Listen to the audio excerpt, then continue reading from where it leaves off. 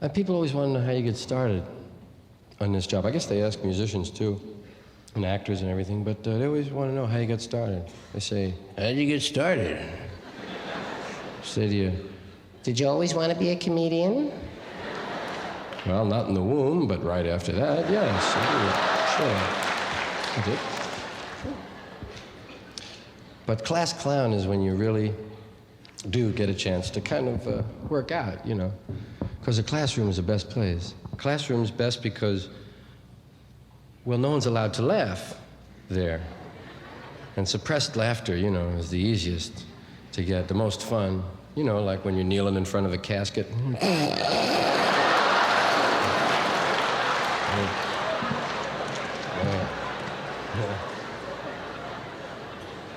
During the sermon, whatever it is. And in the classroom, class clown always sounds like there was only one of them, you know? Always sounds like the class clown, but that's not true, really. There was, you know, quite often there were 2 or 3 or 4 of them. Sometimes you'd have a whole classroom full of them, man. If the main guy was... Class clown was the first to discover a lot of musical things. He was the first one to get into Hawaiian nose humming, right?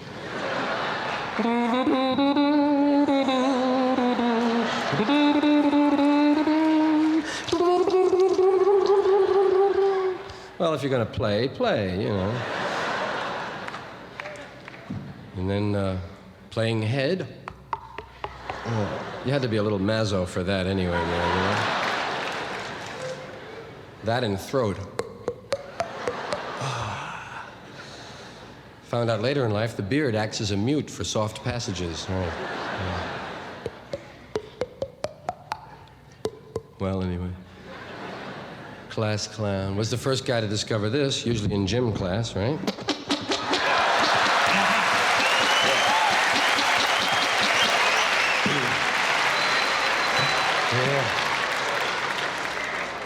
Yeah, the old artificial fart under the arm.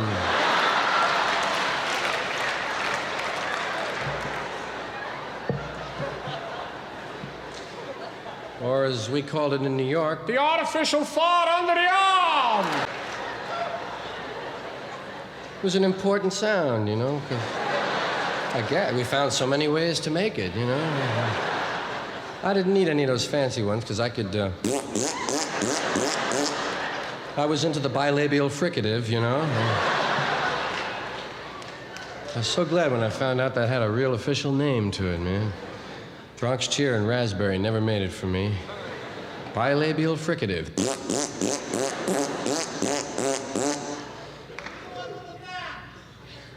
Do one from the back?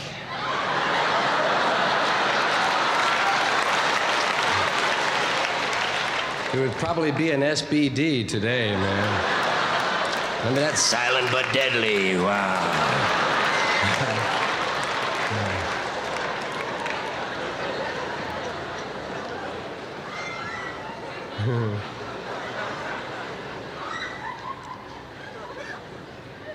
It's true. Most of the time in class, I was tempted to fool around, man. Get someone's... That's what it was, yeah. You'd be bored, and you'd figure, well, why not deprive someone else of their education? And you would set about disrupting the class by...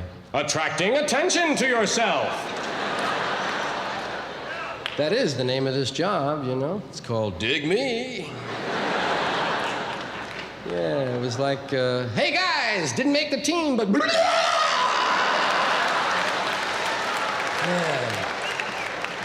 Say, hey, he's crazy, man. Hey, you want to go to a party? Wow.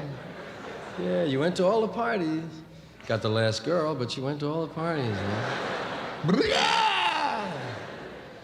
When I would try to attract attention in class, I wasn't really like a very daring and bold youth. I was a little timid, really. I didn't get right into fake epileptic seizures in the aisle, you know. And just start out and test the water a little bit. I used to start with little sounds like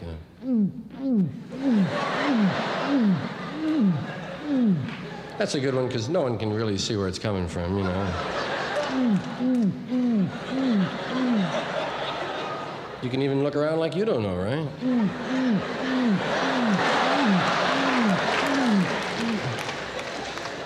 That's, of course, the pigeon. You recognize the pigeon. That was my only bird call, because that was our only bird, you know? I was from a real New York part of New York, you know? We had pigeons and sparrows. Had sparrows. Sparrows, though, you could never pin a sparrow, you know? They would leave too fast. You try to go over to a sparrow. Pigeons would walk out of your way and give you a bad look, right? Out to the city, they had a nice song, man. Boo, boo, boo, boo, boo, boo, boo. A few years in the city.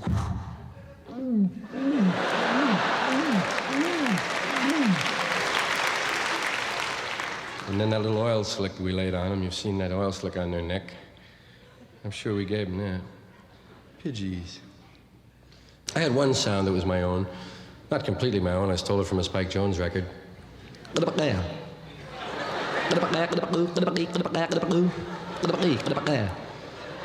of the other guys could do that one. I added a little something to it. Yeah.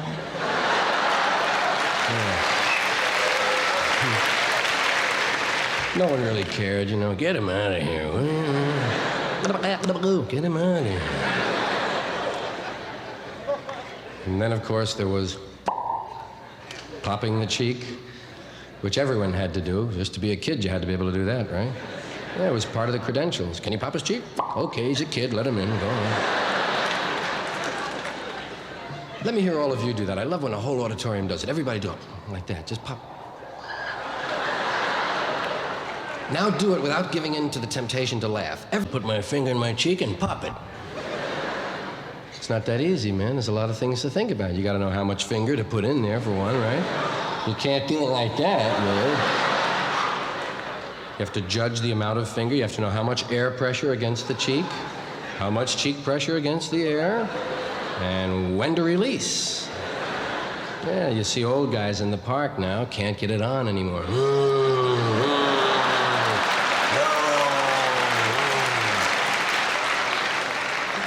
That's the first thing that goes on a class clown is the cheeks, man. They never did issue microphones to the class clowns. That would have been a big help. But you had ones like this.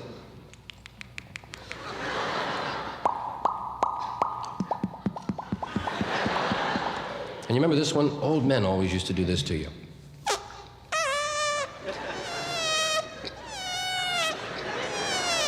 Remember, your grandfather would always do that. Hey, come here.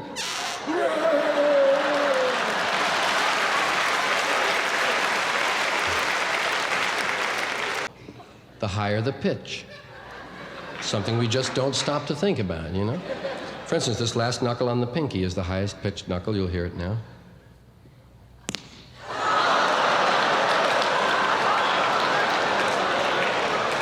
That was a double. Let's see if I can go for the double on the other pinky. I don't often get two doubles in performance. I'd like to try. And that was down a little lower than it should have been. That's a higher pitched and much more gentle knuckle usually. Let's give the right one on the end of the pinky a chance.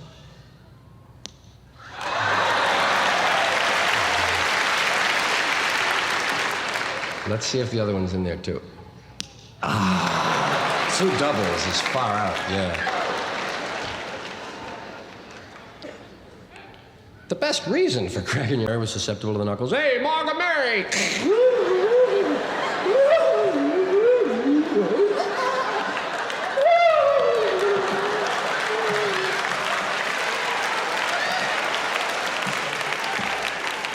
Remember that feeling like wiping off snot?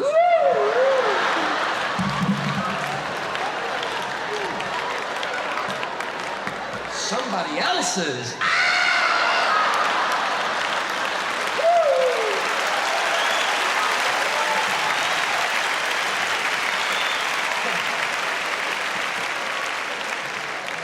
Wipe it on flaming wood if you had to, man. Get it off me! It got on me by accident!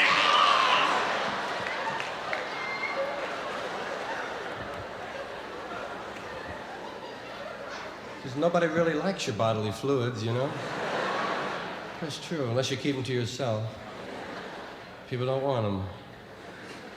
Really, think of it.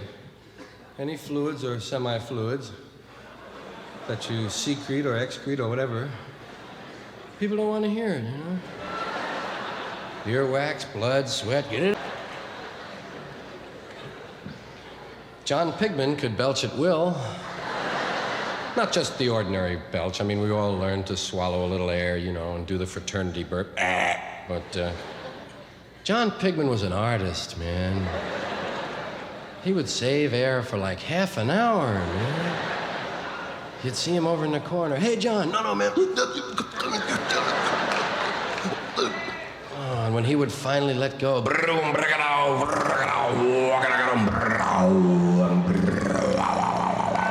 oh, wow. Oh, ladies. Oh, ladies would puke for blocks around. He would talk when he burped. Remember those guys? How do you do, son of a bitch?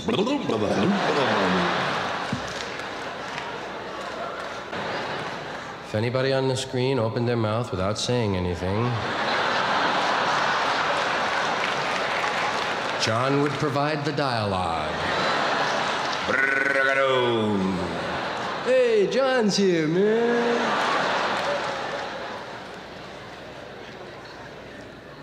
Class clown used to save his best stuff for lunchtime when you were drinking your milk. And he'd try to make the milk come out your nose.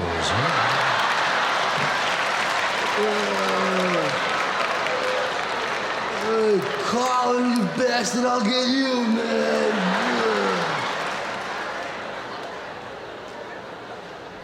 It was even better with 7-Up or root beer, you know? Get all those bubbles up in their sinuses, man. One time, Michael Davey passed an entire cheese sandwich through his nose.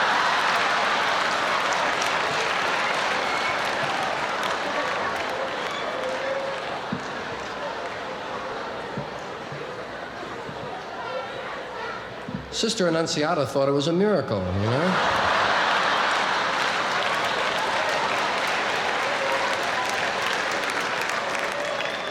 Come with me, mister.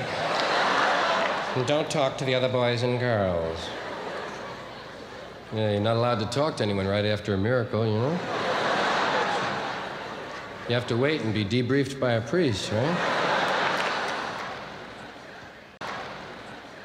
Dun, dun, dun. Remember that? Do you still do that? Dun, dun, dun.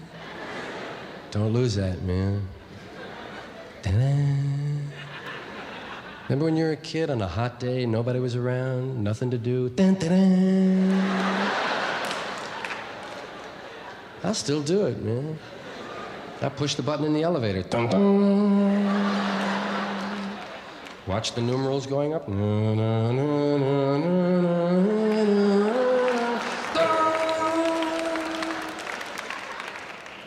yeah, otherwise that's all wasted time, you know?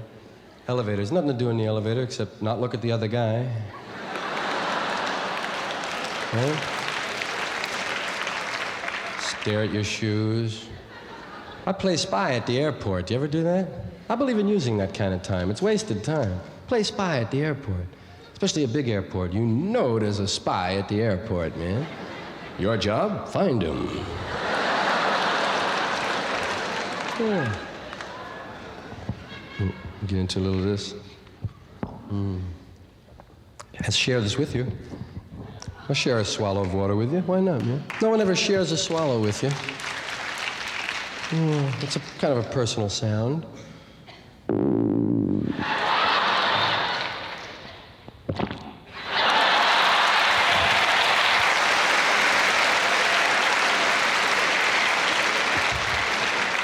That second half is the best part of the swallow, you know? There are two parts. A lot of people don't realize two parts to the swallow. The first one, that kind of bubbly sound, is when you pour something in your mouth, your throat closes up. Because your throat doesn't trust your mouth, man. Your throat knows your mouth is crazy and will do anything. So your throat is kind of a monitor, and You pour something in your mouth, your throat says, hold on, let's check that stuff out. And the brain goes, looks okay to me, let her go. Listen again for the two parts, and especially that second one, which is kind of like going home.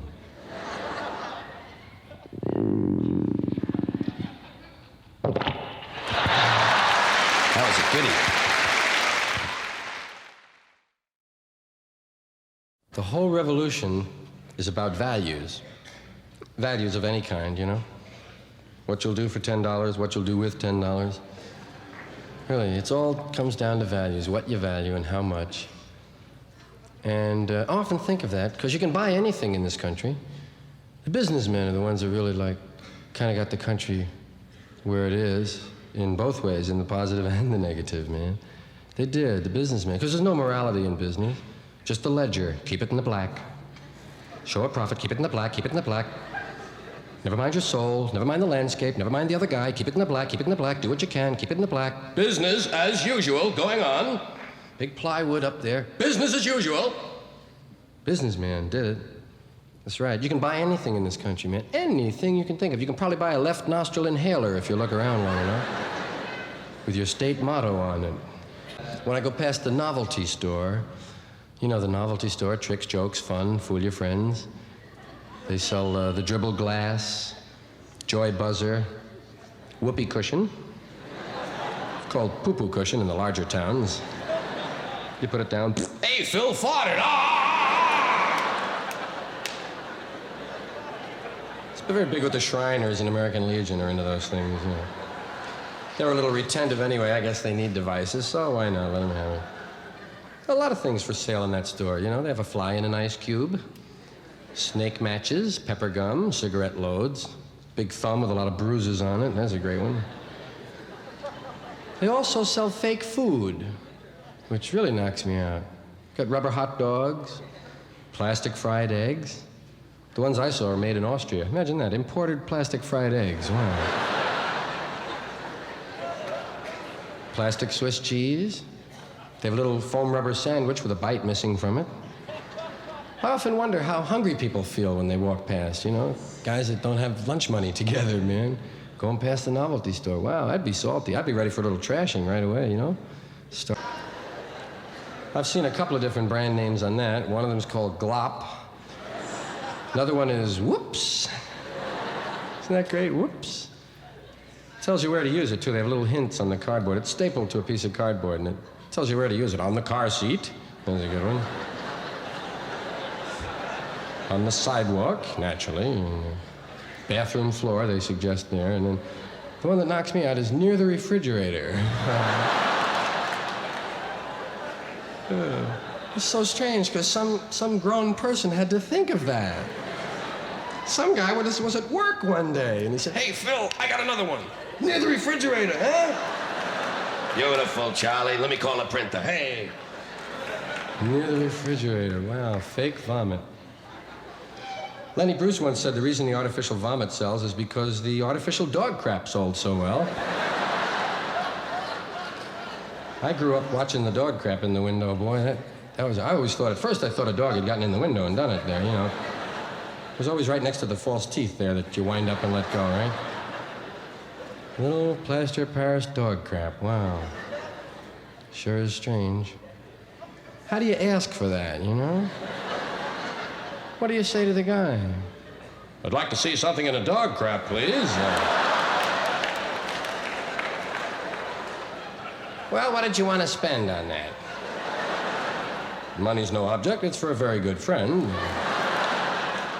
I rather fancy that beige number in the window. Well, that's not beige. That's champagne gold. It's our breed of the month, Bulldog. You buy a Bulldog, we throw in a Fox Terrier free. Yeah. I imagine there would be collectors, you know, guys that had every breed. You know. Hey, you got any St. Bernard? Yes, but there's no room in the window for that.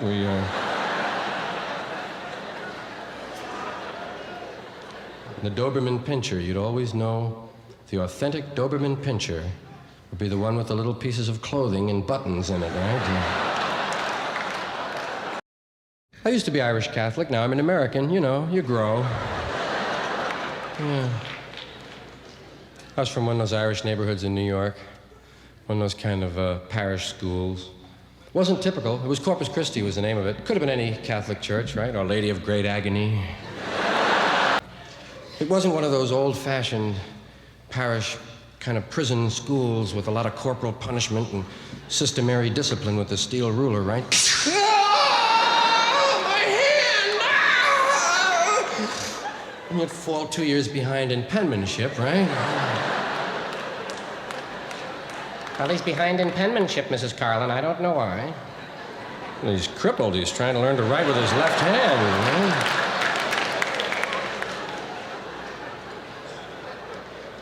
We didn't have that. Somehow I got lucky, you know. Got into a school where the pastor was kind of into John Dewey and progressive education, and he talked the diocese, into experimenting in our parish with progressive education and whipping the religion on us anyway and see what would happen with the two of them there.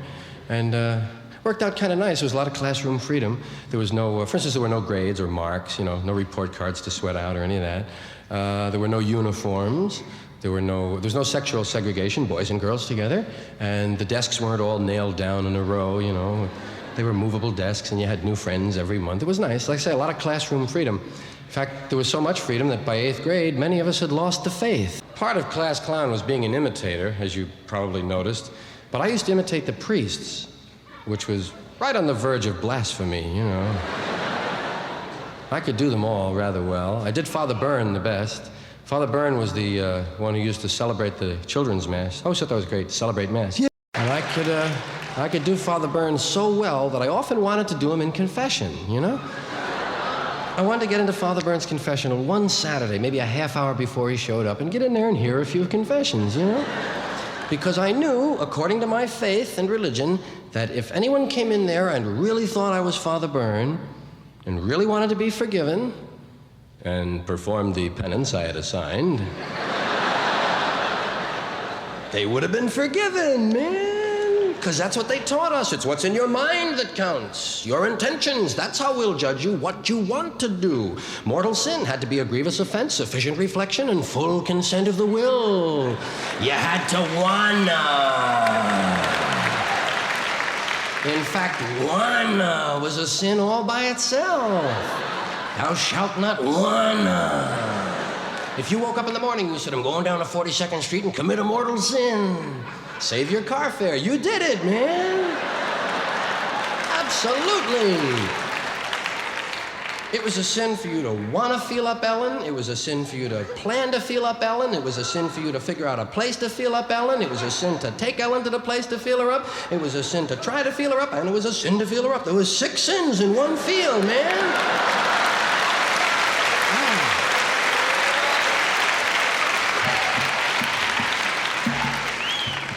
But confession had there was another aspect to confession for me.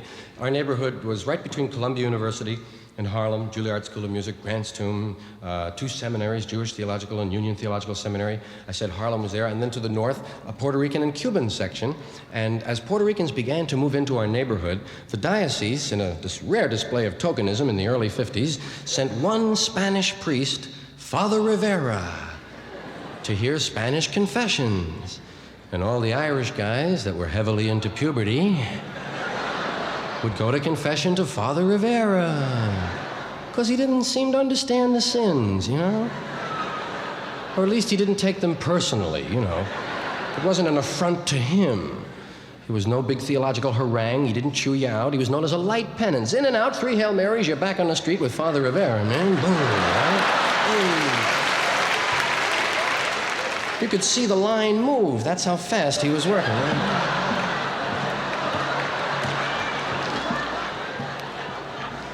But he wasn't ready for the way Irish boys were confessing at that time in that place. Huh? Well, bless me, Father, for I've sinned. I would touch myself in an impure manner. I was impure, impurity and impureness. Thought, word, and deed, body, touch, impure, sex, dirty. Impure legs, impureness, touch, impure, dirty body, sex, rub, and covet. Heavy on the covet, Father. That's okay, man. 3 Ave Marias.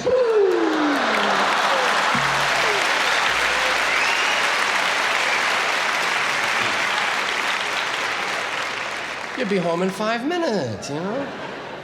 The Irish priest, on the other hand, nice guy, but first of all, he recognized your voice because you'd grown up there, right? He knew everyone. What'd you do that for, George? Oh, God, he knows, man. And the Irish priests were always heavily into penance and punishment, you know? They'd give you a couple of novenas to do, a 9 First Fridays, 5 First Saturdays, Stations of the Cross, a trip to Lourdes. Wow. That was one of the things that bothered me a little about my religion, was that conflict between pain and pleasure, you know? Because they were always pushing for pain, and you were always pulling for pleasure, man. You know. Yeah.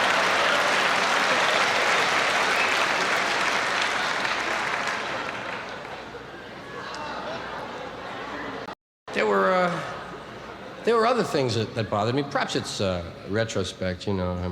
I'm seeing them better now. But I think I was troubled, too, at the time by the fact that my church would keep changing rules. I mean, they'd change a rule anytime they wanted. This law is eternal, except for this weekend. Special dispensation. Magic words. Yeah, like eating meat on Friday was definitely a sin. Except for the people in Philadelphia. They were #1 in the scrap iron drive. Yeah. They would give it away as a prize, you know. If your parish gave the most money to the Bishop's Relief Fund, hamburgers on Friday. Yeah. Wow. And, of course, I've been gone a long time now. It's not even a sin anymore to eat meat on Friday. But I'll bet you there are still some guys in hell doing time on a meat wrap, right? Gotta be there, yeah.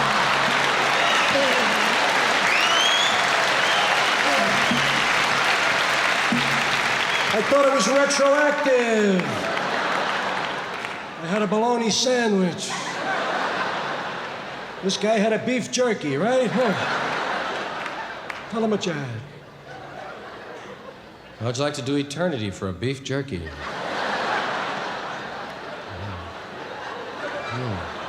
Yeah, because hell wasn't no 5 to 10, you know. Hell was later. Heaven, hell, purgatory, and limbo. Those were the 4 big places to go. Yeah. Heaven was the only one they showed you pictures of. Drawings, I assume they were drawings, right? Artist's conception of heaven. You'd find that sometimes you'd find that in Treasure Chest, the comic book with Chuck White, the Catholic comic book. Yeah, Chuck White fan. Yeah, occasionally you'd see a picture of heaven. Heaven was always a lot of yellow and white light, a lot of vertical lines. A lot of clouds, might have been apartment buildings, you weren't really sure, you know. And a lot of tall angels. Did you ever notice that? Except for the cherubs, all the angels, real tall dudes, yeah. And all blonde. They had far too many blondes in heaven, as far as I was concerned, yeah.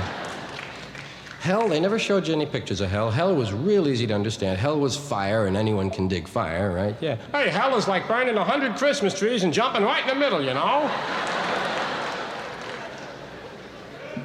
Purgatory was weird. Purgatory was temporary hell.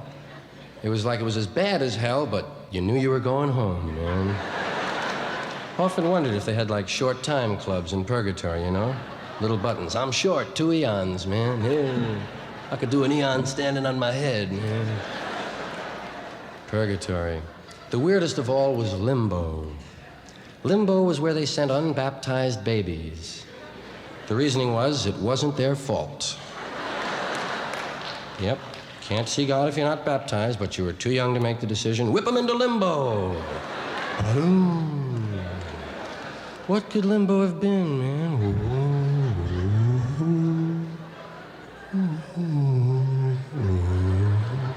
Welcome to limbo.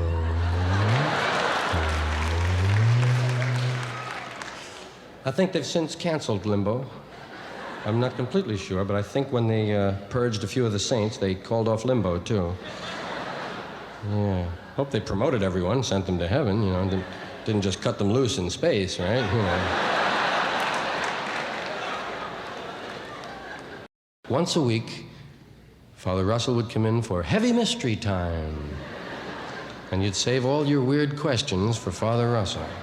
In fact, you'd make up strange questions. You'd take a whole week thinking up trick questions to Father Russell. Hey, Father! Hey, if God is all-powerful, can he make a rock so big that he himself can't lift it? Ah, hey! We got him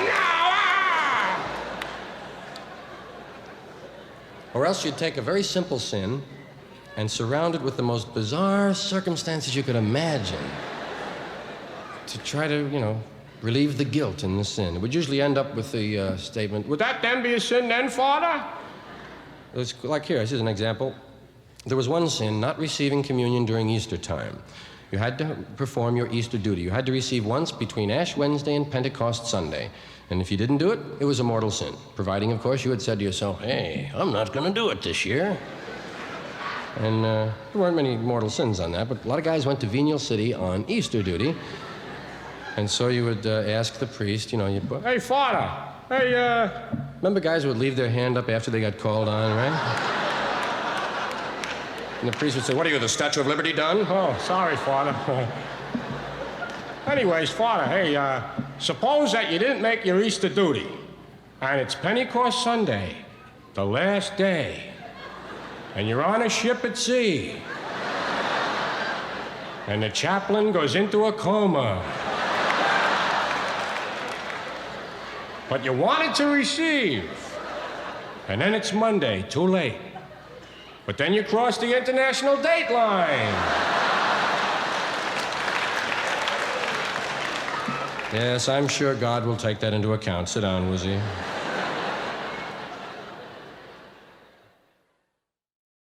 Muhammad Ali, Muhammad Ali, Muhammad Ali. It's a nice musical name, Muhammad Ali. He's back at work again. He's being allowed to work once again, Muhammad Ali. He wasn't for a while, as you know. For about 3.5 years, they didn't let him work. Of course, he had an unusual job, beating people up. It's a strange calling, But it's one you're entitled to. Government didn't see it that way. Government wanted him to change jobs. Government wanted him to kill people. He said, no, that's where I draw the line. I'll beat him up, but I don't want to kill him. And the government...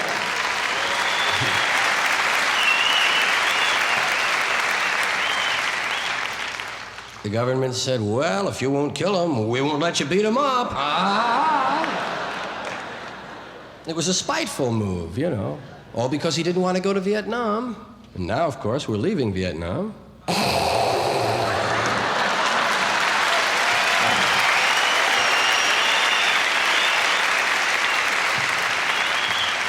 We're leaving through Laos, Cambodia, and Thailand. It's the overland route. It's the long way out. You gotta go through China and Russia to get out that way. What are we gonna tell them, man? We'll only be here 6 weeks just looking for the Ho Chi Minh Trail. Well, maybe they'll go for it, Of course, you have to remember why we're over there in the first place.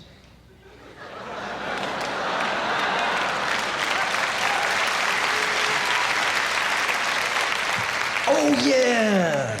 It always comes to me. To free those people. So they can have industry. Strip-mined mountains' majesty above the asphalt plain. America, America, man sheds his waste on thee and hides the pines with billboard signs from sea to oily sea.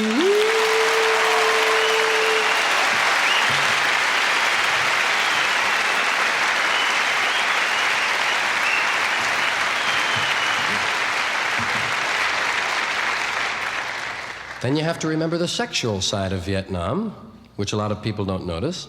The Hearst newspapers notice it, of course. Yes, they're into sex on anything. I mean, you check the wishing well or the sewing patterns, and there's a little something in there. But they're always afraid of pulling out. That's their big problem, Pull out doesn't sound manly to me, Bill. I'd say leave it. Took care of the blacks, took care of the Indians. I consider the South just another minority that was screwed by the U.S. government. I have no prejudice against them. They got it, too. We really gave the Indians a fast trip across the continent. You notice that?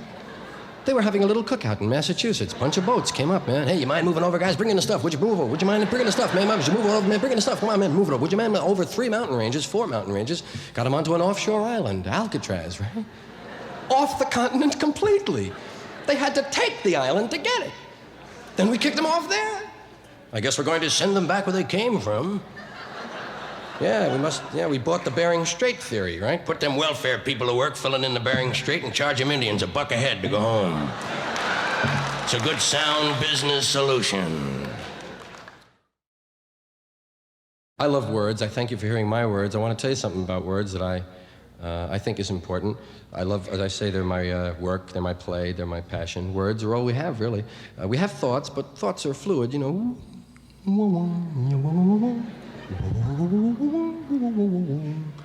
And then we assign a word to a thought, and we're stuck with that word for that thought. So be careful with words. I like to think, yeah, the same words, you know, that hurt can heal. It's a matter of how you pick them.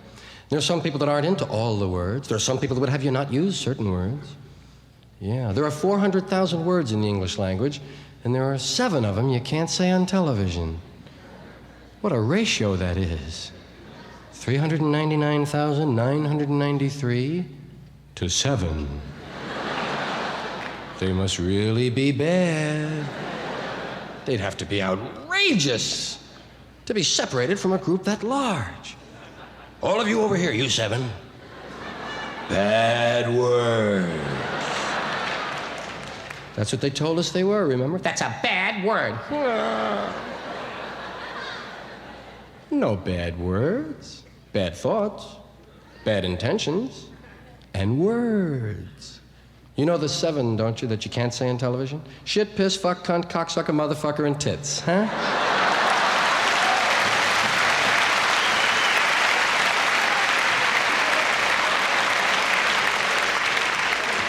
Those are the heavy 7. Those are the ones that'll infect your soul, curve your spine, and keep the country from winning the war. Shit, piss, fuck, cunt, cocksucker, motherfucker, and tits. Wow. And tits doesn't even belong on the list, you know? Yeah. It's such a friendly sounding word. Sounds like a nickname, right? Hey, tits, come here, man. Hey, tits. Hey, tits, meet toots. Toots, tits, tits, toots, man. Sounds like a snack, doesn't it, huh? Yeah. Yes, I know, it is, right, a snack. But I don't mean your sexist snack. I mean new Nabisco tits. The new cheese tits. And corn tits and pizza tits and sesame tits, onion tits, tater tits. Yeah.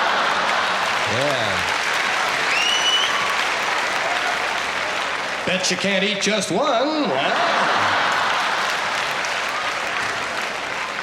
That's true, I usually switch off. But I mean, that word does not belong on the list. Actually, none of the words belong on the list, but you can understand why some of them are there. I mean, I'm not completely insensitive to people's feelings. You know, I can dig why some of those words got on the list. Like cocksucker and motherfucker, those are heavyweight words, you know. Oh, there's a lot going on there, man. Besides the literal translation and the emotional feeling, I mean, they're just busy words. There's a lot of syllables to contend with.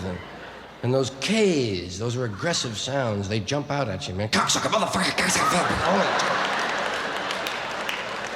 It's like an assault on you, you know? So I can dig that. Now, we mentioned shit earlier, of course, and 2 of the other 4-letter Anglo-Saxon words are piss and cunt, which go together, of course, but forget that. So, little accidental humor I throw there. Piss and cunt. The reason that piss and cunt are on the list is that a long time ago, certain ladies said, those are the 2 I'm not going to say. I don't mind fucking shit, but P and C are out. P and C are out. And of course, the word fuck. The word fuck, I don't really, well, here's some more accidental humor. I don't really want to get into that now. Because I think it takes too long. But I do mean that. I mean, I think the word fuck is a very important word. It's the beginning of life, and yet it's a word we use to hurt one another quite often. And people much wiser than I have said, I'd rather have my son watch a film with two people making love than two people trying to kill one another. And I, of course, can agree. It's a great sentiment. I wish I knew who said it first, and I agree with that. But I'd like to take it a step further. I'd like to substitute the word fuck for the word kill in all those movie cliches we grew up with, right? Okay, Sheriff, we're gonna fuck you now.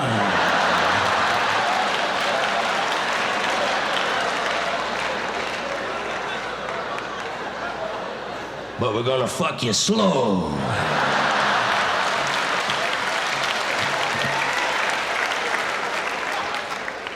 So maybe next year I'll have a whole fucking rap on that word. I hope so.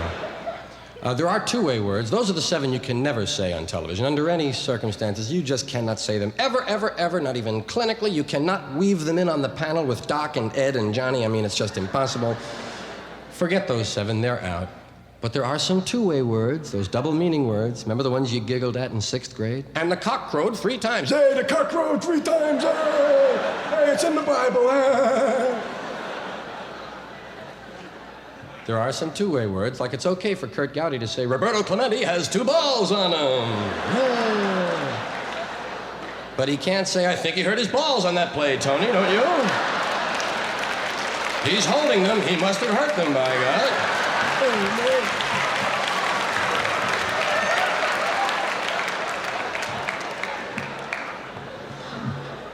And the other two-way word that goes with that one is prick. It's okay if it happens to your finger. Yes, you can prick your finger, but don't finger your prick. No, no.